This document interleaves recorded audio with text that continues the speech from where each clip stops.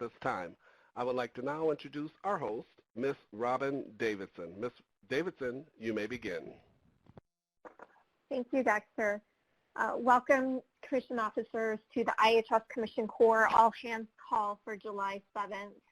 We have a packed agenda today, so I'm really excited to go ahead and get started.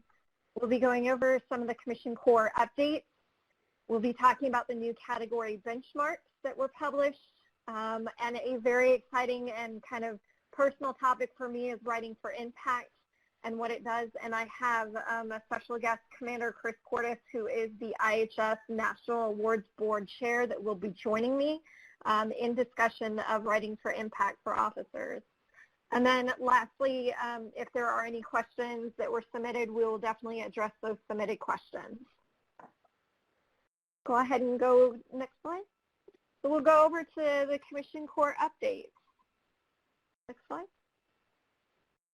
As part of the U.S. Public Health Service Commission Corps modernization efforts, establishing a Ready Reserve Corps that can be called to active duty as needed to augment the regular Corps or conduct specific missions, a Commission Corps has revised the category-specific appointment standards with updated language for those seeking appointments in the Ready Reserve Corps and other updates to certain categories. In addition, Commission Corps Headquarters has outlined a phased approach to implement modernization efforts, implementing a promotion system which has standardized promotion benchmarks, which we'll go over in a little bit, a comprehensive feedback during promotion evaluation, standardization evaluation during a promotion program, and standardized business operations and policies involving promotions. Modernization efforts completed thus far, including updating the promotion policies and simultaneously updating the systems and processes. It has also introduced the promotion benchmarks for all categories, in which we will be discussing later. Further updates will be provided during a July 2021 town hall, which will provide the officer promotion verification system overview, as well as providing additional promotion information. If you do have questions related to promotions, they can be sent in advance to CCHQ town halls at hhs.gov with the subject line promotion questions. In addition, Delta Dental has nationwide coverage for over 278,000 participating providers. Recently, an announcement was made that PH officers can receive dental care from dental participating network dentists for covered procedures to pay at 100%. PHS officers are responsible for the entirety of any non-covered services. Recently, Commission Corps Headquarters was made aware through the Delta Dental contract that some officers were seeing non-participating dentists, but were still being covered at 100%. PH officers were not even aware of this issue. So to address this, there are a few options to ensure continuity of care. If you are seeing a non-participating dentist, please begin transitioning dental care to a participating dentist by 1 October of 2021 to ensure covered services will be paid at 100%. If you're seeing a non-participating dentist, you may continue to do so, but expect to start paying balances not paid by Delta Dental for services received on or after 1 October of 2021. If there are no participating dentists available within a 35-mile radius of your residence, your home residence, authorization is required to use a non-participating dentist, and services will be covered and paid at 100% rates. If you're seeing a participating dentist, no need to change. You are good to go. You can visit the website phsadp.com to access a dentist locator and to find participating network providers. While on the website, we also encourage you to register for the Consumer Toolkit. This toolkit allows you to view your explanation of benefits, which shows the cost of treatment and authorized procedures under the PHS Active Duty Dental Plan. Practice hours. This is to remind officers to submit your practice hours through the Forms section in CCMIS. Please remind your first-line supervisors to go in the system and approve your practice hour form. eCorps. recently sent out an announcement to officers with overdue E-Cores. I greatly appreciate all the officers' efforts in cleaning up E-Core and getting your leave approved and confirmed in a reasonable time. We have realized that there are issues and challenges with the system, what we are currently addressing with Commission Corps headquarters, but we also encourage you to please continue to go in and submit your leave in time and get it confirmed within a reasonable amount of time. Thank you for the Herculean effort to clean up E-Core. And lastly, the greatest announcement I would like to say is DCPS has created an IHS Commission Corps Officer listserv to provide better communications out to our officers. We will be adding all officers to the listserv. If you wish to be removed from the listserv, you will have the option to opt out of the listserv notification. I encourage you to be a part of that listserv. It is going to be a great tool that DCPS will be able to use to provide further information to our officers in a timely manner. Next slide. All right, 2020 category benchmarks. I'm super excited to talk about the benchmarks. There are some great things in the benchmarks that we had an opportunity to look at, and I'm really excited to share them with officers. Next slide. The promotion precepts are weighted and have remained the same from previous individual category benchmarks. Promotion precepts 1 include performance and has the highest weighted average of 40%. Promotion precept 2 addresses education, training, and professional development with a weighted average of 20%. Promotion precept 3 covers career progression and potential with a weighted average of 20%. And the last promotion benchmark is officership with a weighted average of 15%. Next slide.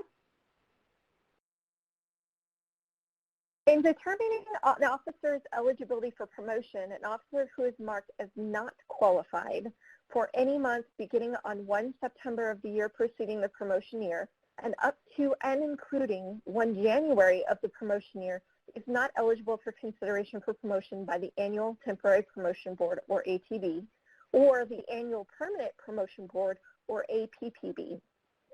Additionally, officers who are marked as not qualified for any month beginning on 1 February up to including the first day of the month in which the officer promotion would be effective, or the first day of the month in which the director CCAQ forwards his or her recommendations to the Surgeon General, will be recommended for elimination from the final approval list. The promotion boards will review the readiness history for the previous 5 years. The boards will use officer readiness history as a factor in the score for promotion precept 4, professional contributions, basic level of force readiness history, and service to the Corps, as well as the overall recommendation for promotion. Next slide.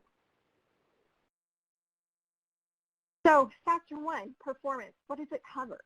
So the primary focus is reviewing the Corps and its accompanying narrative rather than on the score primarily. Secondary assessment includes a review of the Corps score in the context of the officer's performance trends. The annual Corps should highlight progression of the responsibility, impact, and potential. And I will emphasize impact, and we'll go into that a little bit later when we go for writing for impact. The Corps addresses the accomplishments for that year and should focus on accomplishments within the performance of those duties. ROS, the reviewing official statement should focus on the officer's preparation for promotion to the next rank and the officer's potential to succeed or excel with the elevated responsibilities and challenges. Examples of leadership and technical contributions and impacts should be used to validate the RO's opinion. The reviewing official may also highlight specific leadership potential in the agency and the public health service. And lastly, awards. Awards from agencies, including non-health and human service agencies and professional organization awards and recognitions, such as letters of acknowledgement or appreciation, should state the impact or impacts of the officer's contribution. In addition, the time frame of submission of awards have changed. The new timeline requires all awards to be submitted no later than 31 August of each year. So for this year, it is 31 August of 2021. All area awards coordinators have been briefed on this change, and the IHS Awards Program has implemented a plan for the current year and for the future years. Next slide.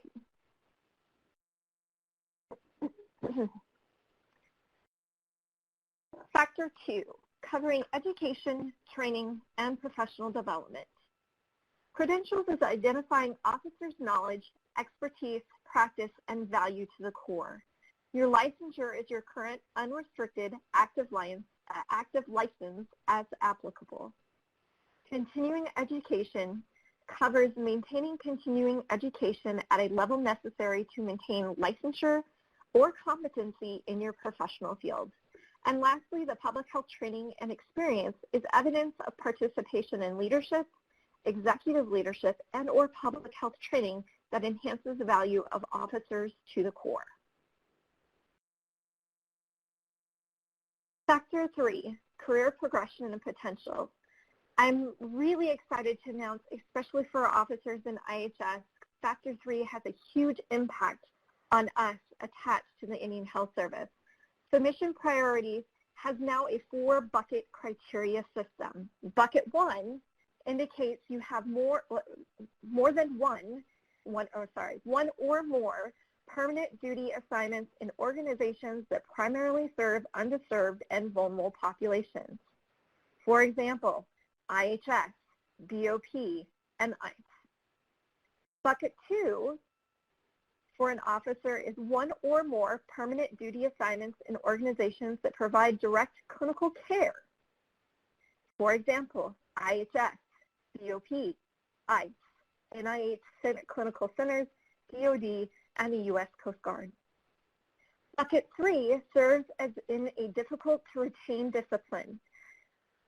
Few examples are physicians, veterinarians, nurse practitioners, dentists, and physician assistants. And bucket 4 is officers that have one or more permanent duty assignments in a hazardous duty or isolated hardship location or in a national health security. A good portion of our officers serving in Indian Health Service meet 3 of those 4 buckets, and a good portion of them meet all 4 buckets. This is a huge change in the way that we address isolated hardship locations and officers assigned in the Indian Health Service. The next is the billet level. Current billet level, in addition, the PIR should demonstrate progressively higher billets throughout the officer's career. An officer should document level of work performed, including supervisory duties, in their OS, ROS, COR, CV, and other applicable documents. Assignments. Assignments are demonstrating progressively more responsibility, ability, and independence. Officers should document any detailed assignments that are greater than 90 days in their EOPF and CV, including TDY assignments. CV should document progressive increased complexity of assignments or leadership throughout the officer's career. Mobility. Geographic or programmatic moves must be documented via personal orders and in the PIR. Identifications should include 1 to 3 geographic or programmatic moves, excluding initial call to active duty. And lastly, collateral duties. Officers should document all collateral duties in their CV, OS, ROS, COR, and through supporting documentations in their EOPF.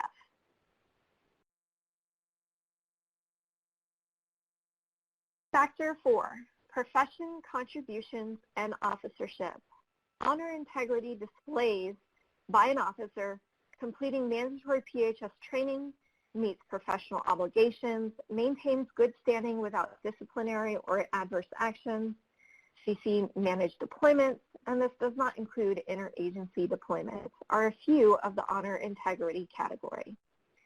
Other commission core and professional contributions can include a member, volunteer, subcommittee member, or leadership position within a PHS group or professional organization, local, regional, or national, international contributions to the PHS mission, mentoring activities both as a mentor and mentee, Active membership in professional uniform service or specialty organizations at the local, regional, national, or international levels. Under the presentation and outreach, documented presentations and or outreach activities of professional organizations include the promotion of the core visibility to a broader audience. Achievements and contributions should be documented in your promotion documents and in letters of appreciation. And lastly, basic readiness in Factor 4.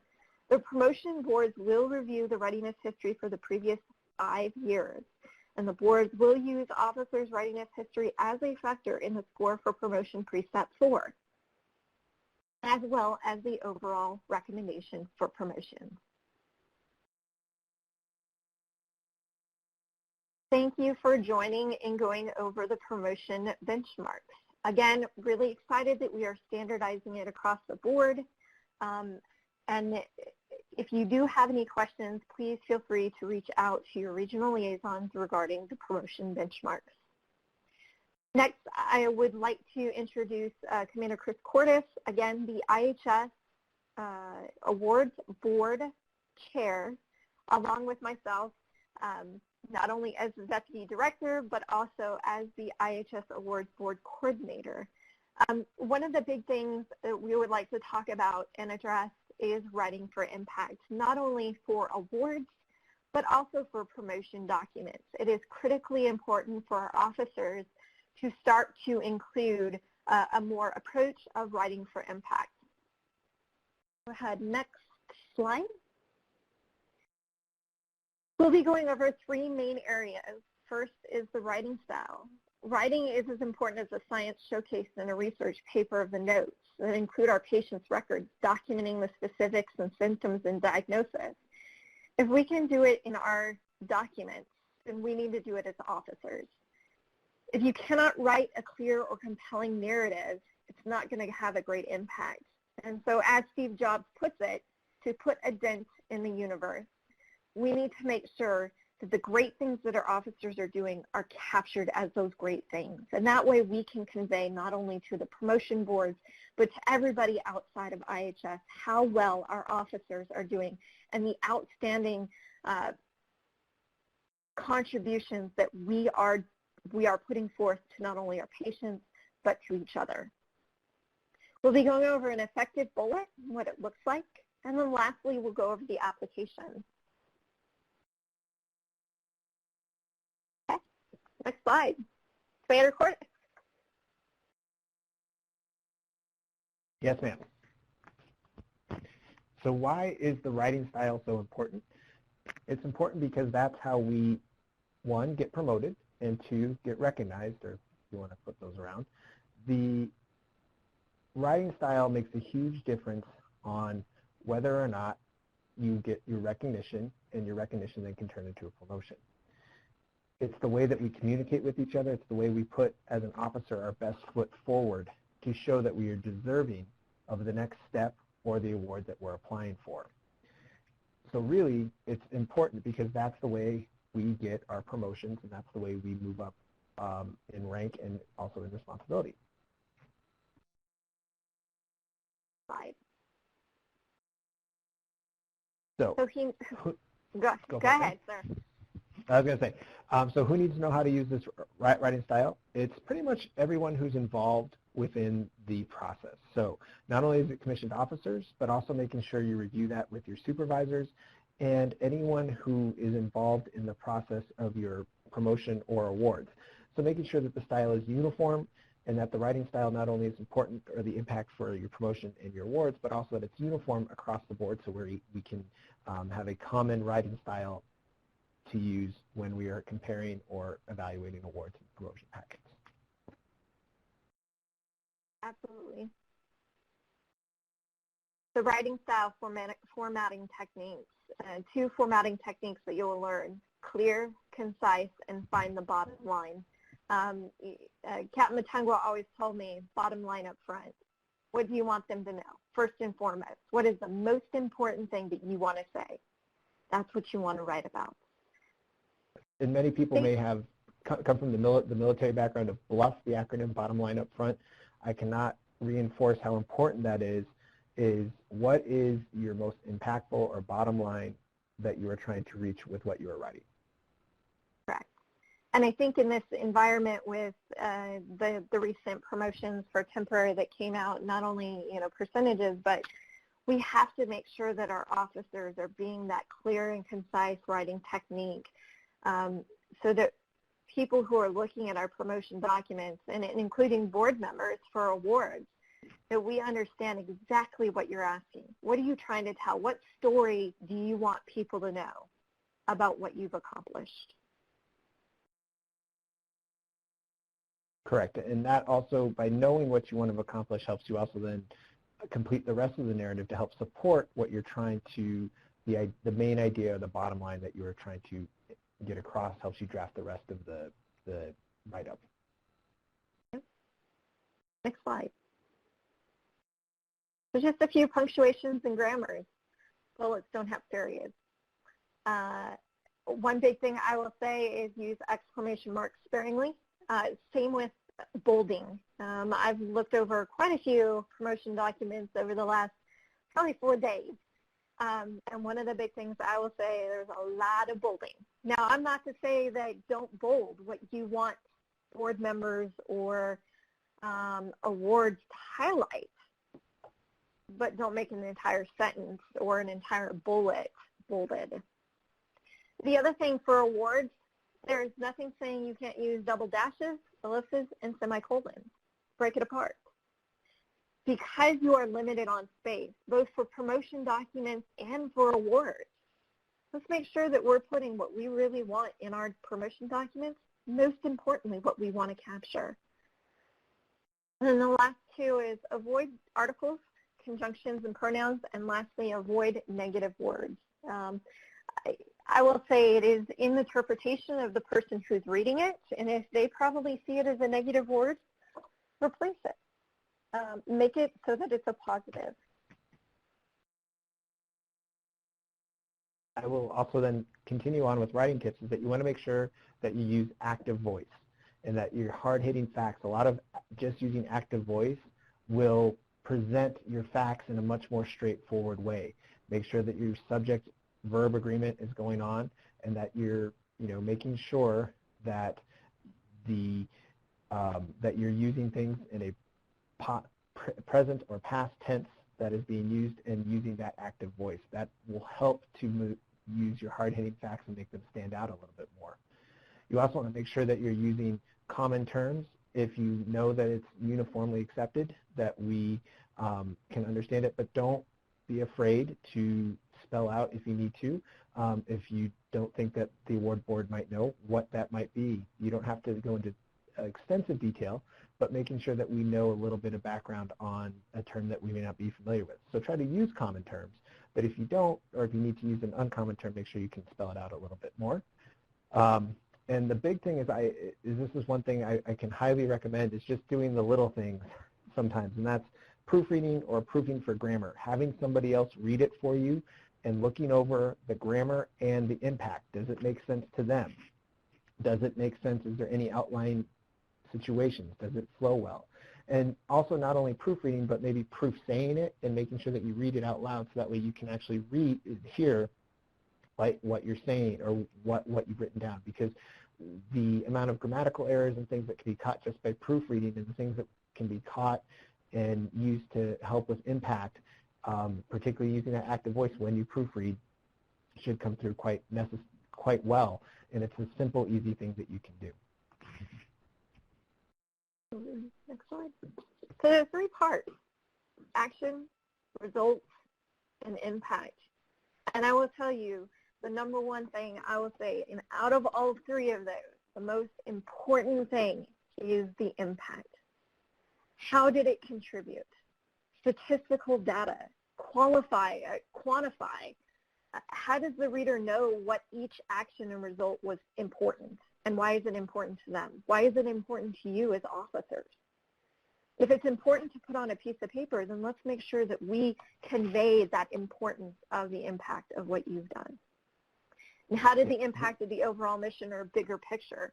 At what level did you assist? Was it the site? Was it the area? Was it a national program? National level? Those are all descriptive ways that we can include in our statements to make it known the impact of what our officers have done. And I cannot second that enough, that impact is a huge thing that at least the current IHS National Awards Board is looking at, is the impact. What did it do and how many people did it affect? It's not, so I think the effective bullet coming up here, Ms. Davidson, is a great example. Yep. So we pulled a really great example in a not so great example of an effective bullet. So in the first one, managed 4.2 billion training assets, provided superb training to 350 providers, 100% area compliant. It gives us the ability to compare it to something with the statistical data and the information and the numbers included. Training 350 providers, that's a huge amount. So putting it into perspective for your readers allows them to understand what you're trying to convey. Without the numbers, without that comparison, it's not a very good bullet. And then our poor example is truly outstanding officer, leader, supervisor, manager who possesses resourcefulness, initiative, and character to accept and exceed most demanding of tasks. So the way I look at it is, in that poor example, here are my questions that I would ask. Okay, what sets this officer apart? Is there an outstanding officer, leader, supervisor, or manager? How many people do they supervise or manage?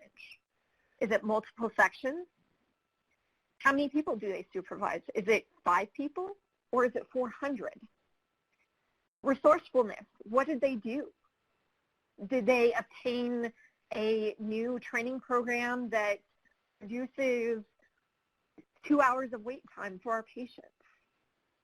Initiative and character, can you give us examples? What did the person initiate?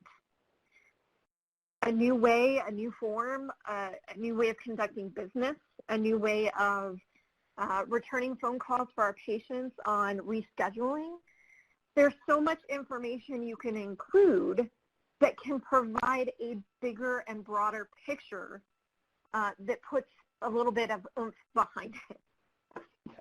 And so what I think from the awards board standpoint, what we're looking for with the impact is something to compare it to. So we're not out there trying to make our own decisions. We have to judge what's on the page. Much like everybody else when you're evaluating these documents, you can only go by what the page says. So when you say truly outstanding supervisor, are you supervising one person versus are you supervising 20 people? That makes a significant difference. And so when you start to look at some of these poor examples, try to turn them into the good example that you're seeing. You know, we have a quantifiable 350 providers, and we know that it was 100% compliant at the area level. So we know we can compare areas to say, like, okay, that's an area level impact. That's a high level impact. 350 providers, a very high level impact.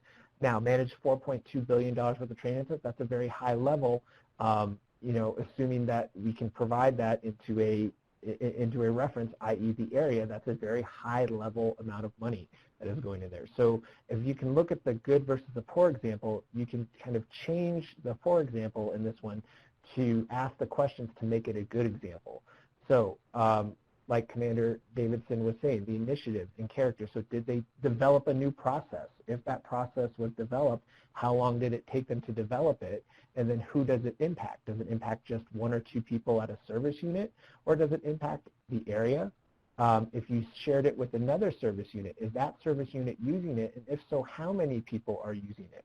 We need to really get down into that meat and potatoes of that detail of what truly is the impact that this event or this accomplishment did. It's not just the accomplishment itself. Absolutely. So here's an example of a coerce for an officer's accomplishments. This is acting clinical director, former operations chief for incident command, supervisor evaluator for all providers, including medical, pharmaceutical, psych, optometry, dental, dietitiary staff, initiated drive through mass testing protocols. So following what we spoke about in the previous slide, here are the questions that I would ask. What did the officer do? Great that they're a clinical director. And I know what a clinical director is responsible for, but some people don't. Some people don't know what a clinical director is responsible for. So both as a clinical director and as the ops chief, how many staff did they oversee? It's great that you listed out all of the sections that you supervised, but because we're limited on space for both awards and COERs, instead of listing out the sections, why don't you summarize the number of sections and include the number of staff that you supervise? It's changing it so that you can put a direct correlation between what your title is, what your responsibility is, and putting a number against it so it's comparable. And then lastly, how did the officer initiate mass testing protocol? I'm not clinical, I will tell you. First and foremost, I am not clinical, but I am prior Air Force. And so a lot of these questions, a lot of these driving forces is behind what I was taught in the Air Force, is that you have to get to that meat and potatoes. I think in this environment, we no longer can make very gray statements and canned statements about what our officers are doing. We really, truly have to get to the meat and potato and that impact. So really, in the end, the impact is, what is the overall significance of this? Can we quantify? How do we help the reader, whoever is looking at this COER, know what each action and result was and why is it important? And how did this impact the overall mission and or bigger picture? Again, going back to the previous version of the great and the not so great, we clearly identified it was area related. We clearly identified the number of providers it actually impacted. Those things that make a huge difference because you put it into perspective.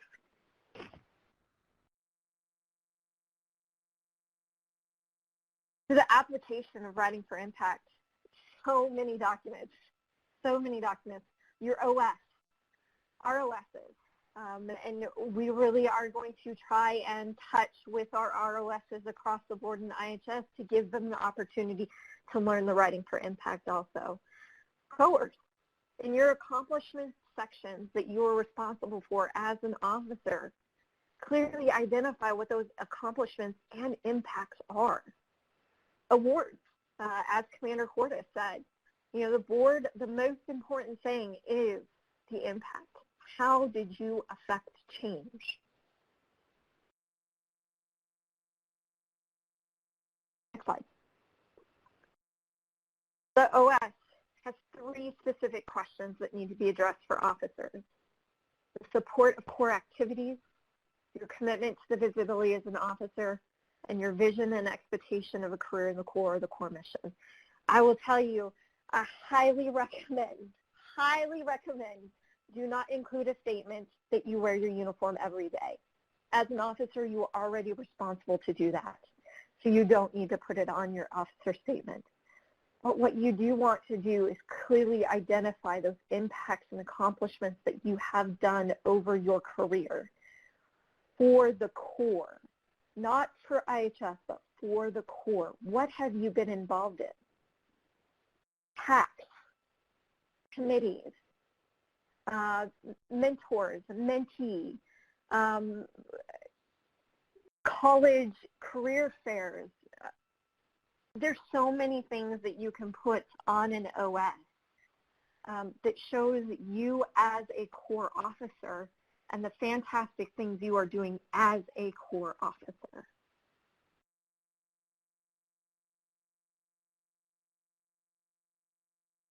The reviewing official statement. Now I know this is a challenging because this is completely outside of officer's control. The reviewing official is the one who fills out the reviewing official statement, and it is part of the COER as the 6th page. So just in case, if officers had a lapse, if you go into your EOPS and look up your COER, your ROS is the 6th page right behind your COER. But the reviewing official statement has to address 3 specific questions. 1, promotion readiness. Is the officer ready to be promoted? Leadership. What has that officer done in a leadership role? And 3, mission. How do they contribute to the local, area, IHS mission, not as a commission officer, but the mission of us, what we do in IHS.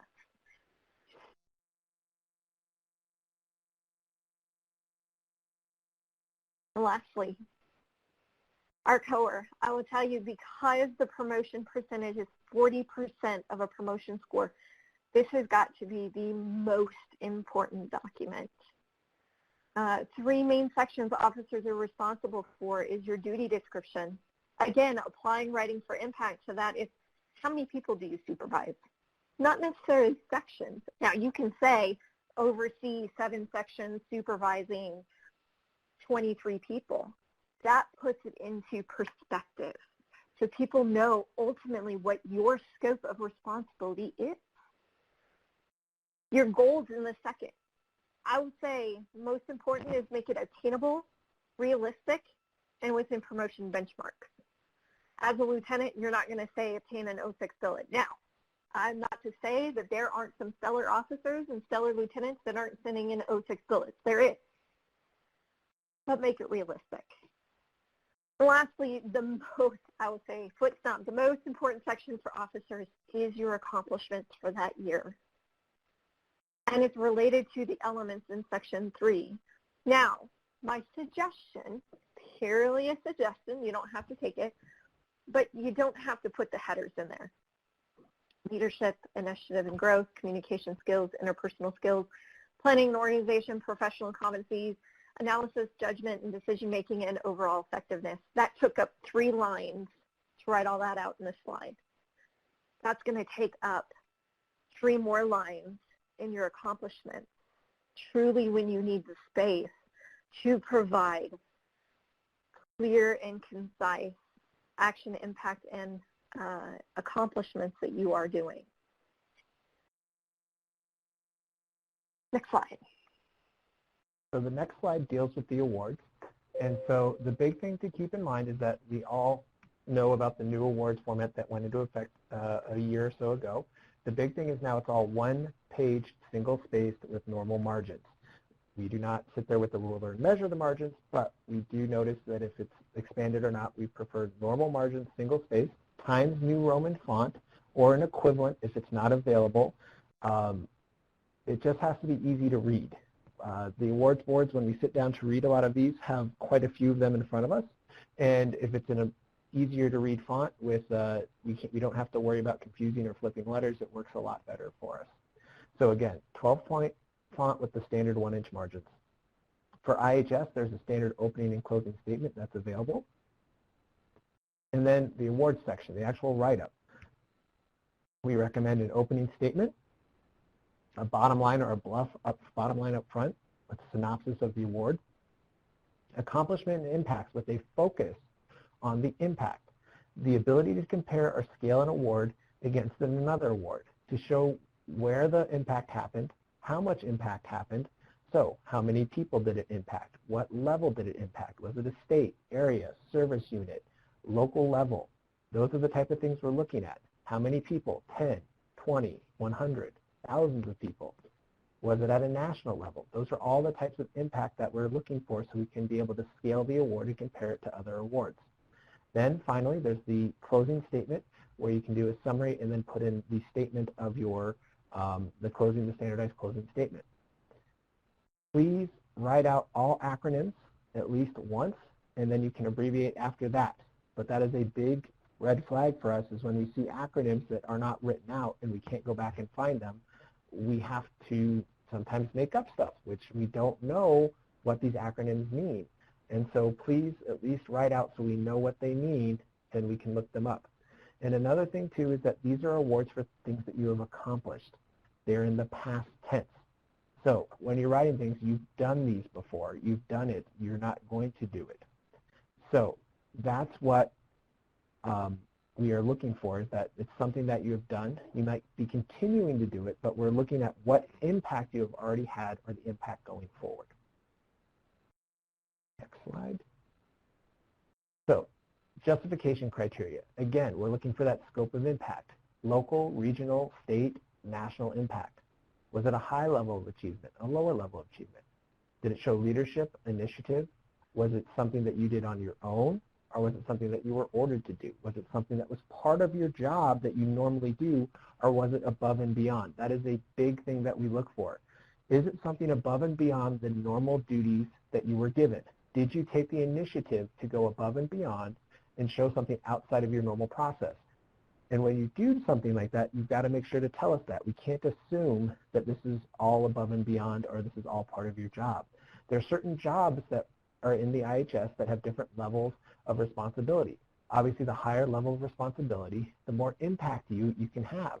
However, the way that we measure that is also based upon how much initiative or how much did you do above and beyond what is expected of your current duty station or your current billet or role. Again, the length of time. How long did it take you? Did you do this over a course of 2 weeks? Did you do this over a course of 2 months, 2 years, or 2 decades? Those all make a very big difference, and it allows us to scale us to say, to compare the awards. And then did you exceed the expectations that were in place? If somebody were to normally do this on their own, did you meet the expectations?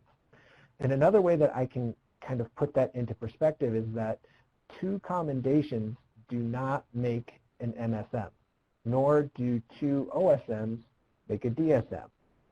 The accomplishment has to be the award has to be for the accomplishment and the impact. All right, there are sometimes when we get an awards at our level that we tell them this is really 2 awards that need to be split up, one for achievement 1 and one for achievement 2 that were done. Don't pile things into one award thinking that it's an additive situation. With the exception of sometimes we do get end of career awards where that just is part of the nature of that beast. But for the vast majority of awards that you're writing for, it should be for that achievement or that related accomplishments due to an area.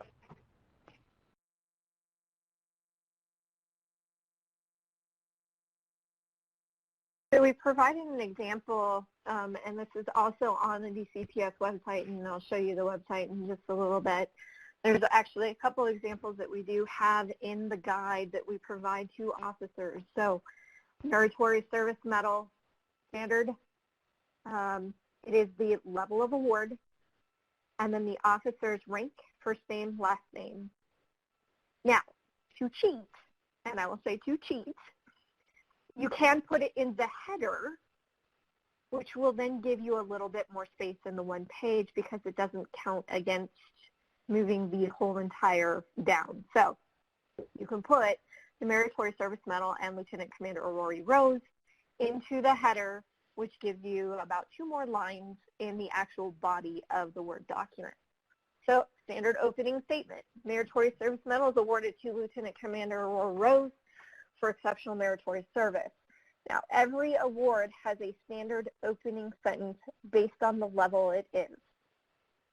And it goes into Lieutenant Rose, distinguished, or Lieutenant Commander Rose, distinguished herself as Section Chief, Joint Regional Department Office. So what is her duty title? Assigned to Indian Health Service, Phoenix area, Phoenix Indian Medical Center from 1 January 2018 to 6 July 2020. Where is she assigned? Agency, area, service unit, or tribal organization, or urban partner. And then the dates, the to and the from. Please make sure they match. We've had Correct. And have seen Correct. some of the write-ups where the dates don't match. And again, going back to what Commander Cordes did say, I can't guess which dates are correct. Dates on the justification or the dates on the nomination. So pay particular attention to those dates. Yeah. The overview Again, of the awards. Oh, go ahead. Oh yeah, I was just going to say, again, another little thing, making sure things are spelled correctly, making sure the dates match up. They're not inherently difficult. They just require a little bit of attention to detail and a good proofread. Okay. So the overview of the award, again, what Commander Cordes said, is a very short synopsis, overarching, what is this award for? And really what this does is it gives our board members the ability to say, okay, I know what they're going to talk about further down in the accomplishments and impact. This is exactly the overarching what this award is being awarded for. Next slide.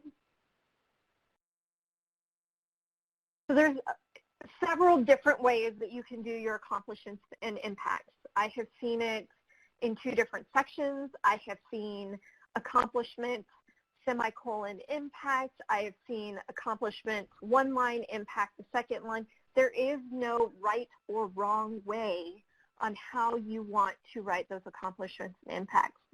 The key is it clear?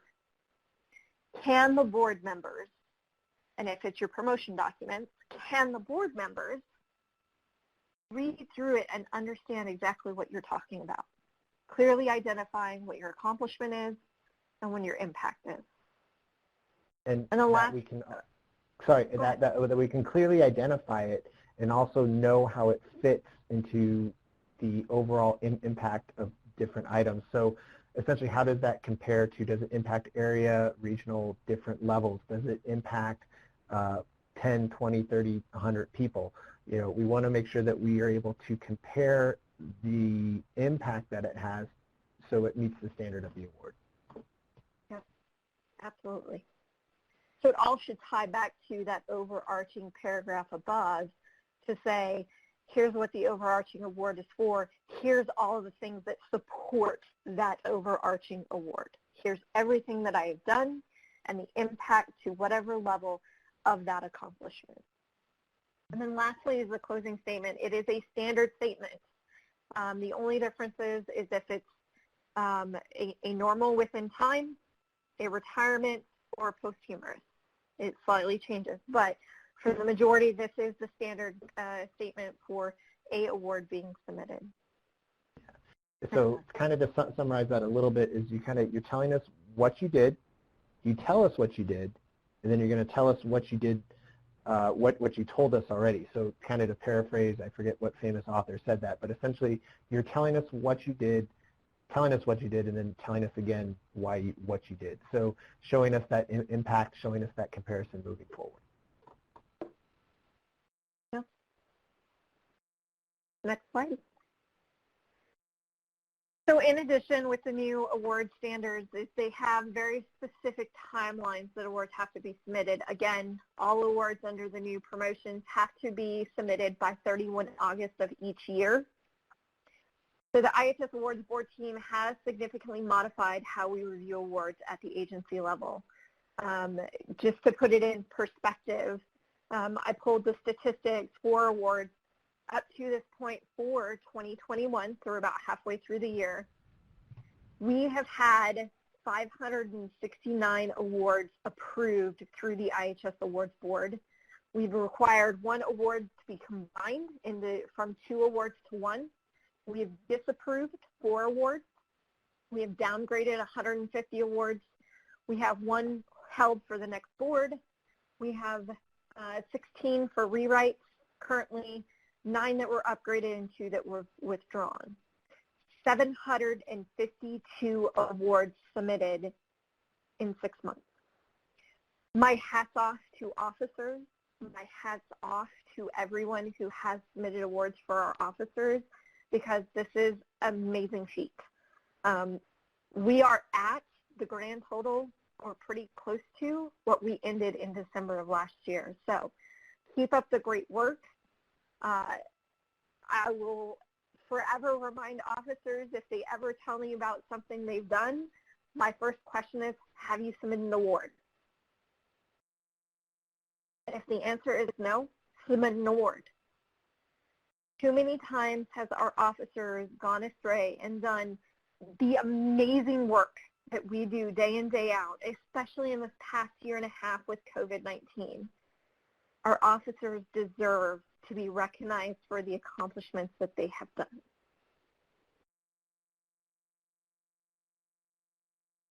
I could not agree more. One of the things, too, that the award board, we are really looking for ways to award, to make the award happen for the officer. We really do enjoy approving the awards. So definitely we are not out to disapprove awards. We want to reward the work that is there. However, part of that agreement is you have to show us the impact and the work that you did that makes it worthy of the award. And I hope this presentation helped you do that. Absolutely. So this is the website for DCPS. and we will definitely make sure that we put the link into the chat or send it out to the invite. I encourage officers to go in here. Under officer resources, they have all the awards guides in there. So all the information plus a few examples. I think there's one of a DSM, one MSM, and one OSM. I also encourage officers, please take your time and your documents and send it to somebody to take a look at before you submit it. I'm open. Our regional liaisons are more than willing and open to take the time to look at your documents. Truly, in the end, because we're an outside source, we're an outside perspective, to be able to ask those questions to say, can you spell out the impact a little bit more? Or, again, how many people did you supervise? How many sections did you supervise? You know, what was the impact to the area level? What was the impact to the national level? Was it something you initiated, or was it something that's part of your duties, or something completely outside of what you're responsible for? All of those, I think, are critical key components that we can put in our documents to truly identify the impact of what our officers are doing. Go ahead, next slide. I greatly appreciate Commander Cordes joining me as the chair. Thank you very much, sir. Again, please, if anyone has any questions, please feel free to reach out to your regional liaisons, or you can reach out to me, Robin Davidson.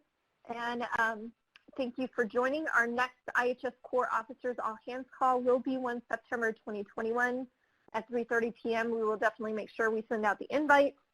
And if you have any questions, again, please reach out, or you can reach out to the IHS Corps Inquiries box at ihs.gov. Have a wonderful July and a wonderful Wednesday. Thank you for joining. This concludes today's presentation. You may disconnect at this time. Leaders, please stay on the line for final line count.